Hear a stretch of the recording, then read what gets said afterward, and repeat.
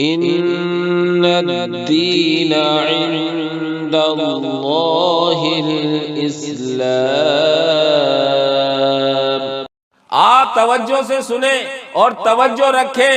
میں اپنی ماں و بہنوں سے بھی درخواست کرتا ہوں اور آپ حضرات سے بھی درخواست کرتا ہوں، بات جب تک سنی جائے، توجہ سے سنی جائے، عمل کرنے کی نیت سے سنی جائے، ورنہ وہ ہوگا اگر ہم نے توجہ سے بات کو نہیں سنا تو کوئی کہنے والا کہے گا کہ بیاج حرام ہے، اور ہم نے سوتے ہوئے اونگا نیندی میں سنا تو ہم سمجھ لیں گے پیاز حرام۔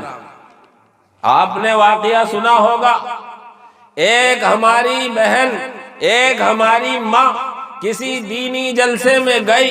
عورتوں میں بڑی یہ عادت ہوتی ہے کہ جلسوں میں بھی جاتی ہیں تو اپنی ماں بہنوں کی، اپنے تعلق والوں کی خیر خبر پہلے لیتی ہیں، آئے ہوئے مولوی کی بات بعد میں سنتی۔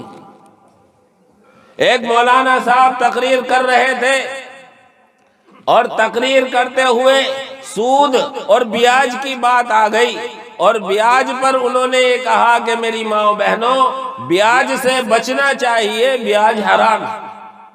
اب ہماری کوئی بہن، ہماری کوئی ایمانی ماں سن رہی تھی، اس نے بیاج کی جگہ پیاج سن لیا۔ اب ہوا یہ، وہ گھر آئی، گھر آ کر شوہر نامدار نے گوشت لا کر دیا اور کہا ذرا پیاز ڈال کر اچھا سا قورمہ بناؤ۔ آج ہمارا مسلمان کھانے پینے کے پیچھے برباد۔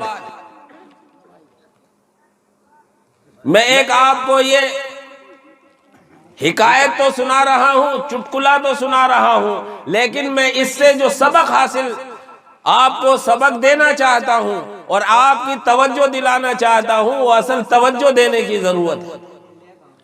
میرے بھائیوں، وہ غلط سن کر آئی، بیاج کی جگہ پیاز اس نے سن لیا، آ کر قورمہ بنایا، لیکن قورمے میں پیاز نہیں، اور جب تک قورمے میں پیاز نہ ہو تو قورمے کا ذائقہ بیکار۔ اب شام کو شوہر گھر آتا ہے، کھانا نکالا جاتا ہے، دسترخوان بچھتا ہے اور دسترخوان پر سالن کا ڈوگا آتا ہے، سالن نکال کر کھانا شروع کرتا ہے تو شوہر کہتا ہے بیگم آج کیا معاملہ ہے، آج تو سالن میں ذائقہ ہی نہیں۔ کہنے لگی ارے فلاں کے ابا، میں آج جلسے میں گئی تھی، ماسٹر ارشاد کے یہاں پروگرام تھا اور وہاں مولانا کہہ رہے تھے پیاز حرام ہے، اس لیے میں نے پیاز نہیں ڈالی۔ ان شوہر نامدار نے کہا اللہ کی بندی، تو نے صحیح نہیں سنا ہوگا، شاید وہ پیاز کی جگہ بیاج کہہ رہے ہوں گے، تو نے پیاز سمجھ لی۔ اس لیے اگر بات صحیح نہیں سنی جائے گی، بات کو سمجھا نہیں جائے گا تو کہا کچھ جائے گا، سنا کچھ جائے گا۔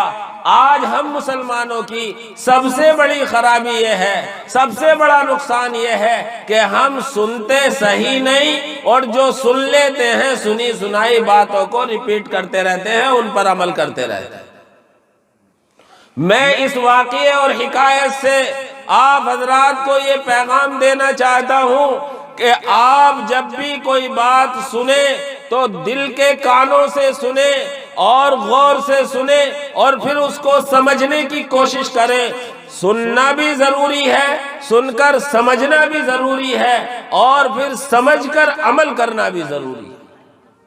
اس لیے 3 کام ہے، غور سے سنو، پھر اس کو سمجھو، اور پھر اس پر عمل کرنے کی کوشش کرو۔